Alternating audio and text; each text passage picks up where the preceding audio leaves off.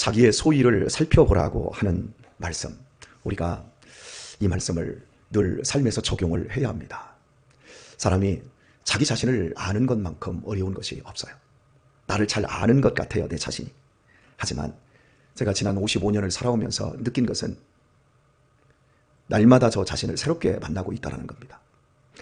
하나님을 20대 때는 다 안다고 생각을 했었는데 전혀 하나님을 제가 모르고 제가 생각하고 제가 그려낸 방식대로 그저 내 자신이 만든 허상적인 부분이 하나님이었다라는 생각들을 참 많이 하게 되어집니다.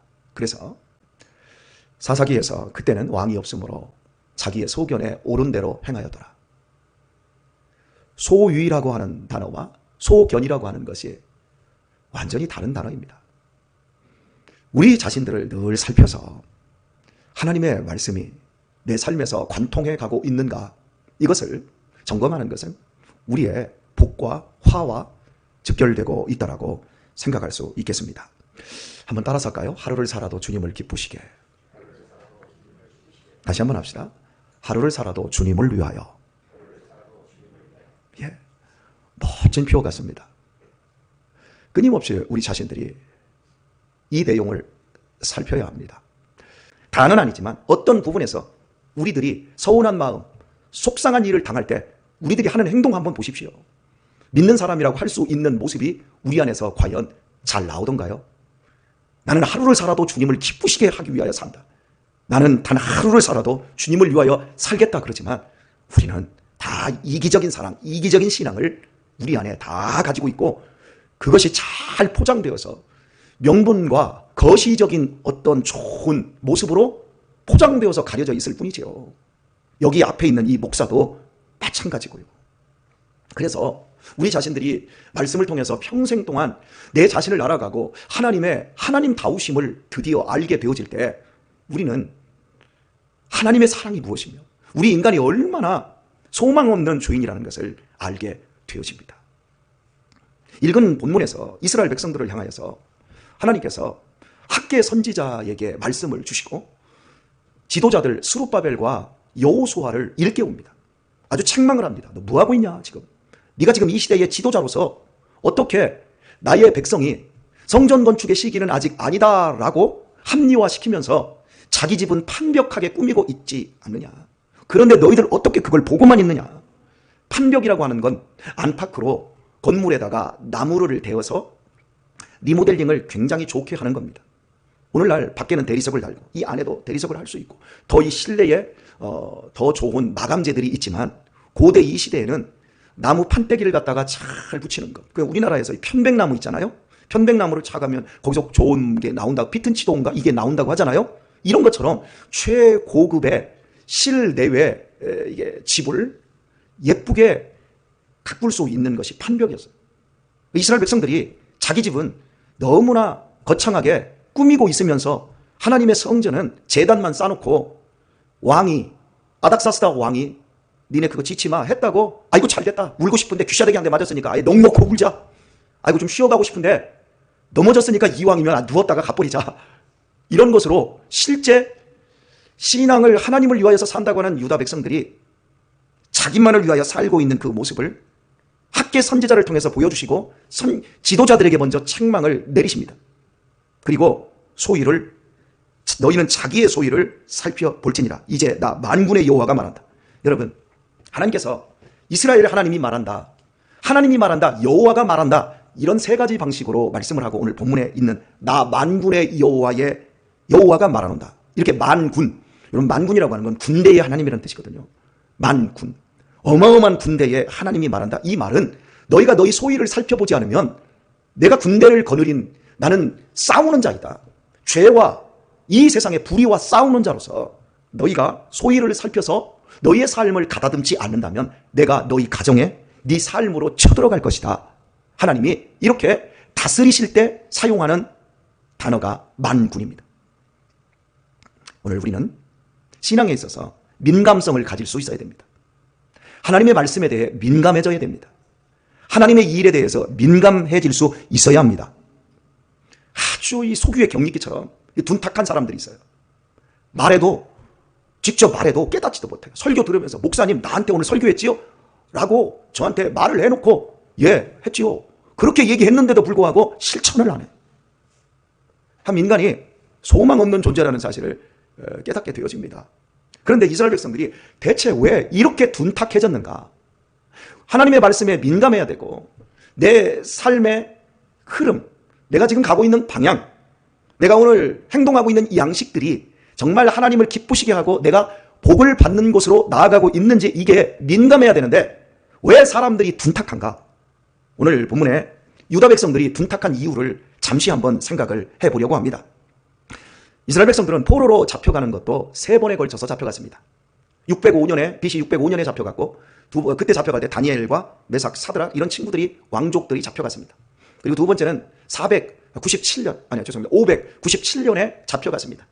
그리고 세 번째로 잡혀간 것은 586년에 완전히 이스라엘이 망할 때 잡혀갔습니다. 이렇게 3번에 걸쳐서 잡혀갔고 포로 귀환 역시도 3번에 걸쳐서 돌아옵니다. 첫 번째는 538년에 고레스 왕의 칙령에 의해서 오늘 본문에 나오는 스룹바벨과 예수와의 지도로 돌아오게 되어집니다. 그리고 이때로부터 한 120년이 지나서 세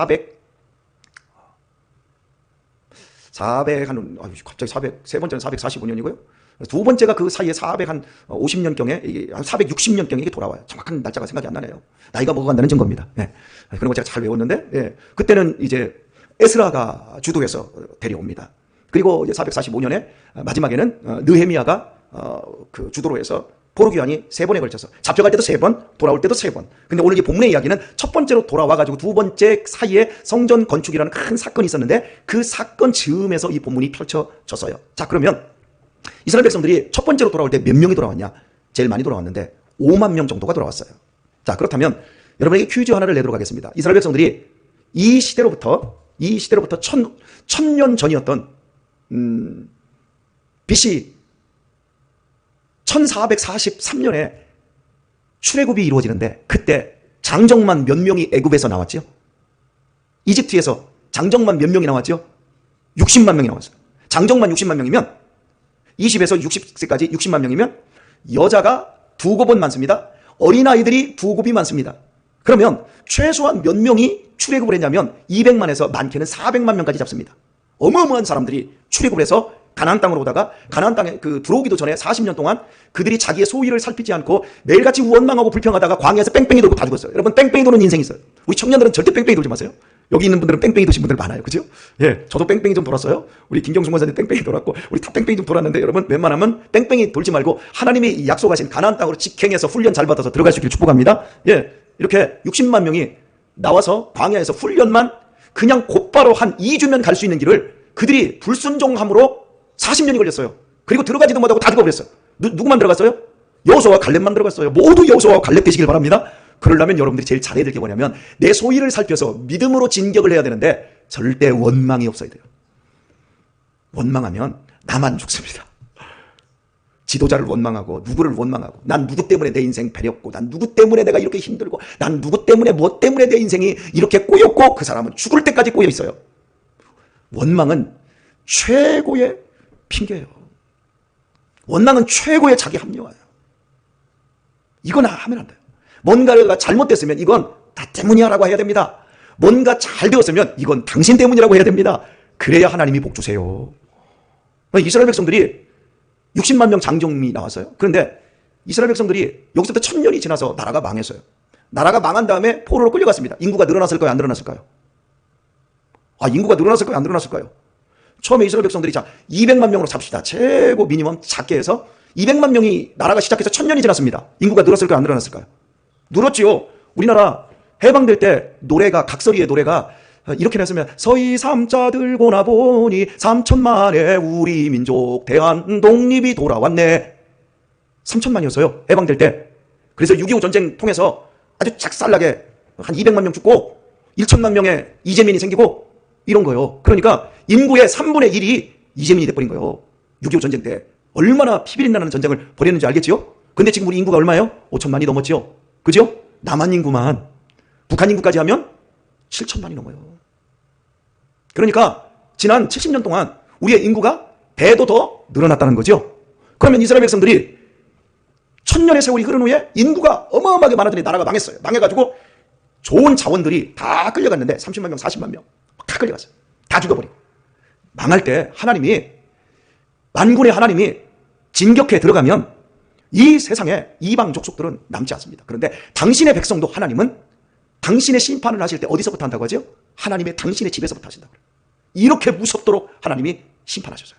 왜냐하면 천년의 세월 동안 하나님이 이스라엘 백성들을 기다려주고 말씀으로 계속해서 설득을 하는데 그 말씀을 자기 소견에 오른 대로 자기 소위를 살펴봐야 되는데 말씀으로 자기의 소위를 살펴서 내가 순종하는 사람이 더해야 되는데 자기의 고집 소견대로 계속 하다가 천년 후에 그 이스라엘 백성들이 거의 씨도 마르지 않을, 씨가 마르는 정도로 멸망하고 말해. 바벨론 군대가 얼마나 많은 사람들을 죽였나 알 수 있겠죠. 그리고 바벨론을 끌려갔어요. 그리고 나서 겨우 5만 명이 돌아왔습니다. 근데 성전의 역사는 3번에 걸쳐 있습니다. 첫 번째 성전은 누가 지었어요? 솔로몬이 지었어요. 두 번째 성전은 누가 지었냐면 오늘 본문에 수룹바벨과 예수와 이 학계 시대에 짓습니다.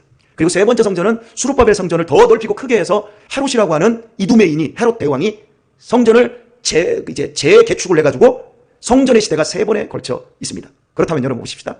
인구가 기하급수적으로 늘어났고, 그리고 솔로몬 시대는 이스라엘 백성들 시대에서 제일 잘 살던 시대예요. 우리 대한민국에서 제일 잘 사는 시대가 언제였죠? 따라서 합시다. 지금. 그런데 지금 뭐라고 하죠? 헬조선이라고 합니다. 웃기고 있어요. 헬조선일 수 있지만 해분조선일 수 있어요. 제가 갔던 라오스나 제가 가봤던 베트남이나 제가 가봤던 키르기스탄 같은 그런 나라들은요, 기회가 없어요. 젊은이들이 먹고 살려고 일을 하려고 해도 할 일이 없어요. 근데 우리 대한민국은요, 1년만 공부하면 팔자가 피는 나라예요. 자기가 공부를 안 해서 그렇지. 아니, 한 3년만 열심히 해도 자기의 인생의 결과가 달라지는 나라가 대한민국입니다. 쉽게 얘기해 볼까요? 공부 잘한다고 인생이 팔자가 바뀌는 나라는 전 세계에 대한민국밖에 없어요. 유럽에 가도 공부 잘한다고 팔자가 바뀌지는 않습니다. 근데 우리나라는 정말 고등학교 2학년 때까지 공부 안 하던 녀석이 3학년 때 1년에 잠 2시간, 3시간 자면서 열심히 공부해서 서울대 법대 들어갔다. 그 인생 완전히 떠요. 평생. 이런 기회의 나라가 어디 있어? 내가 마음만 비우고 힘들고 어려운 일 내가 하려고 하면 한 달에 400 충분히 벌어요. 그러니까 어떤 면으로 봤을 때 지금 대한민국이 가장 잘 사는 그런 시기인데, 중요한 건 사람이 부유해지고 잘 먹고 편안해지면 일을 안 해. 뭔만 하려고 해요? 놀려고 해. 그러니까 놀기는 놀아야 되는데 거기와 똑같이 비례해 가야 되는데 반비례하니까 대한민국이 망하는. 제가 지금 대한민국 상태가 지금 현재 상태이고 제 나이가 20대 초반이라고 한다면 저는 정말 다르게 생각할 것 같아요. 어떻습니까, 여러분? 그러니까 솔로몬 성전이 언제 지어졌냐면 이스라엘 역사에 최고로 잘 살던 시대에 지어졌어요. 그러니까 성전 안에 내소와 외소를 다 금으로 갖다 다 붙여버렸어요. 어마어마한 성전이었어요. 그런데 수룹바벨이 주도해서 포로에서 귀환했잖아요. 그래서 성전을 지으려고 터전을 만들었을 때 3장 2절 1절에서 울어요, 사람들이. 왜냐하면 너무 보잘것없어. 자, 인구가 한 500만 명이 있을 때, 최고로 부강할 때 지은 성전과 5만 명이 돌아와서 성전을 짓는데 성전이 처음 성전에 비해서 너무 보잘것없고 하찮아요. 그런데 왕이 니네 성전 짓지 마 그러니까, 아 그래, 아직은 우리가 인구도 안 되고 돈도 없고 아직은 아니야. 그래서 이스라엘 백성들이 멈춰 있었던 거예요. 자, 하나님께서 성전 지으라고 했을 때 솔로몬 성전과 같은 성전을 지으라고 했어요? 아니면 다른 성전을 지으라고 했어요? 이스라엘 백성들의 착각이 겁니다. 솔로몬 성전과 같은 성전을 다시 지을 것 같으면 하나님이 성전을 무너뜨릴 필요도 없어요. 성전을 왜 무너뜨렸습니까? 성전은 지어놓고 그 안에서 진정한 예배를 드리지 않았어요. 자기의 소견에 오른 대로 예배를 드렸어요. 하나님의 소위에 맞게 예배를 드린 것이 아니라 성전 지어놓고 제가 지금 초반에 말씀드렸던 자기가 왕이 된 것처럼 휘두르는 사람들로 사람들이 다 변질돼 버렸어요. 그래서 하나님이 그 성전 때려 엎어버리고 그들 고생시킨 다음에 다시 5만 명을 불러서 성전을 지으라고 했을 때 그 성전은 규모면에서 거대한 옛날의 솔로몬 성전처럼 화려하게 지으라는 것이 아니라 작은 성전을 짓더라도 이제부터는 진정한 예배의 공동체를 만들으라고 하신 거예요. 오늘 말씀 맺도록 하겠습니다. 자기의 소유를 살피지 않으면 항상 핑계를 댑니다. 우리는 아직 그 정도의 성전을 지을 만큼 안 됩니다. 하나님은 우리들에게 이만큼의 성전을 지으라고 하지 않아요. 그런데 진정한 성전을 우리에게 지으라고 말씀합니다. 그 성전은 내 몸뚱입니다. 내 인격입니다. 성전은 이미 예수 그리스도로 말미암아 완성되었어요. 너희가 너희 안에 성령이 계신 성령의 전인 줄을, 성전인 줄을 너희가 알지 못하느냐. 이스라엘 백성들이 지어야 될 성전은 솔로몬 성전과 같은 규모의 성전이 아니라 성령의 역사를 기다리는 공동체, 진실한 예배를 드리는, 회복하는 참된 성전 공동체를 지으라고 했던 거예요. 그런데 그걸 하지 않고 겉으로 내 집 빛가번쩍하게 판벽이나 하는 것으로 자신들의 인생을 허비하고 있었습니다. 오늘 우리의 성전 어떻습니까? 여러분, 누구와 비교하지 마세요. 어떤 교회와 비교하지 마세요. 저는 어제 예배 드리러 가서 그 교회에서 설교하면서 이런 대목 하나를 말했습니다. 크다고 자랑할 수 있으면 작다고도 자랑할 수 있어야 됩니다. 크다고 비열해지면 그건 신앙도 아니고, 작다고 비굴해지면 그것도 신앙이 아닙니다. 우리의 자랑은 예수님이어야 합니다. 그리고 우리는 누구와 비교하는 것이 아니라 내 자신과 비교해야 합니다. 2023년도에 나와 2024년도에 현재의 나와 비교하고 내년에 나와 비교를 해서 내가 알곡이 되고 내가 아름답게 만들어져 가야 합니다. 신앙은 똑똑한 게 아니라 따뜻한 것입니다. 신앙은 대단한 것이 아니라 타인을 향해서 넉넉해지는 것입니다. 이런 성전을 우리가 지어야 합니다. 할렐루야. 우리 교회 크지요? 박미옥 권사님, 우리 교회 크지요? 우리 교회 엄청 커요. 우리 교회 성도들 아닌 다른 교회 교인들 여기다가 100여 명을 데려다 놓고 예배 드리라고 해보세요. 여기 남아있을 사람 몇 사람 없을걸요? 여러분은 마음이 크니까 여기에 있는 거예요. 여러분의 내면의 성전이 큰데 앞으로 외적인 예배당도 좀 커졌으면 좋겠어요. 어제 제가 찬양한 거 유튜브에다 올리고 밴드에다가 링크를 걸었더니 오늘 김경순 권사님이 딱 이 현관에서 오자마자 목사님 찬양을 더 잘하시대요. 그래서 제가 말씀드렸어요. 공간이 좋고 음향시설이 좋으니까 좋은 겁니다. 제가 이렇게 말씀드렸거든요. 그렇습니다. 이런 부분들도 사실 필요하고, 이렇게 잘하는 목사하고 사니까 여러분은 잘하는지도 못하는지도 모르는데 어제 갔더니 그러더라고요. 그 교회에서 아이고 우리 목사님 같은 목사님만 모실 수 있으면 참 소원이 없겠습니다. 그러더라고요. 그러면서 목사님이 40대면 우리 교회에 얼른 데려올 텐데 그러더라고요. 그래서 저도 그랬습니다. 아이고 평택으로 이사 가면 이 교회 나오겠습니다. 그 다음에 여러분도 송탄으로 이사 오면 우리 교회로 무조건 오십시오. 그런데 우리 교회는 앉을 자리가 없습니다. 오늘 하루도 우리가 성전됨과 성전으로 지어져 감이 무엇인지를 돌아보시고 우리의 소위가 하나님의 말씀에 딱 맞는 성도로 여러분의 앞길이 환해지시고 하나님이 복 주시는 귀한 성도들 되시길 예수님의 이름으로 축원합니다.